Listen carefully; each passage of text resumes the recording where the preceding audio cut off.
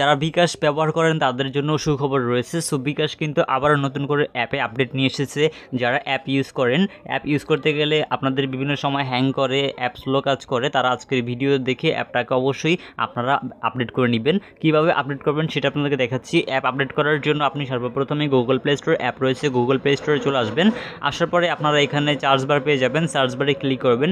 এই সার্চ বারে ক্লিক করে এখান থেকে সার্চ করতে হবে বিকাশ লিখে। সো বিকাশ লিখে সার্চ করলে বিকাশের অ্যাপটা চলে আসবে এবং অ্যাপটা আসার পর আপনি এখানে দেখতে পাবেন যে এখানে আপডেট লেখা রয়েছে। সো এখানে আপডেট অপশনটার উপরে ক্লিক করে দিবেন। আপডেটে ক্লিক করলে এই অ্যাপটা অটোমেটিক্যালি আপনাদের মোবাইলে আপডেট হয়ে যাবে। অ্যাপটা যখনই আপডেট হওয়া কমপ্লিট, অর্থাৎ ডাউনলোড হয়ে ইনস্টল হয়ে যাওয়ার পরেই অ্যাপটা আপডেট হয়ে যাবে। অ্যাপটা আপডেট হয়ে গেলেই আপনাদের বিকাশে যত সমস্যা ছিল সব সমাধান হয়ে যাবে। সো বিকাশ অ্যাপে নতুন কী কী আপডেট রয়েছে সব কিছুই এখানে আপনি দেখতে পাবেন এবং সেই সাথে আপনি যদি অ্যাপের ভিতরে ঢুকেন সকল আপডেটগুলো সেখানে দেখতে পাবেন। সো এই আপডেটের মাধ্যমে আপনার বিকাশ অ্যাপ মূলত সঠিকভাবে কাজ করবে। অনেক সময় আপনাদের অ্যাপ যদি স্লো কাজ করে থাকে বা বিভিন্ন ধরনের সমস্যা করে থাকে অ্যাপ লেনদেন করতে গেলে, সো আপডেট দিয়ে দিলে অ্যাপটা কিন্তু ঠিক হয়ে যাবে। সো দেখতে পাচ্ছেন আমাদের অ্যাপটা কিন্তু এখানে আপডেট হচ্ছে।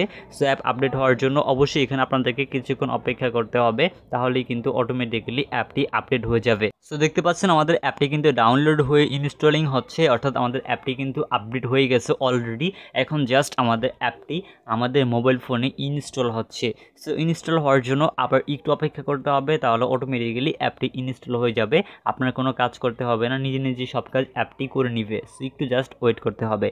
সো দেখতে পাচ্ছেন ফাইনালি আমাদের অ্যাপটি কিন্তু আপডেট করা কমপ্লিট হয়ে গেছে। এখন আমরা অ্যাপটিকে ওপেন করব। অ্যাপটিকে ওপেন করার জন্য বিকাশের যে অ্যাপ রয়েছে অ্যাপটিতে ক্লিক করতে হবে। সো অ্যাপটিতে ক্লিক করে আপনার বিকাশের যে পিন নাম্বার রয়েছে, পিন নাম্বার দিয়ে অ্যাপের ভিতরে চলে আসলে আপনি অ্যাপের হোম পেজটা দেখতে পাবেন। এর পরবর্তীতে আপনি আপনার সকল কাজগুলো, প্রয়োজনীয় সকল কাজগুলো এই অ্যাপের মাধ্যমে করতে পারবেন।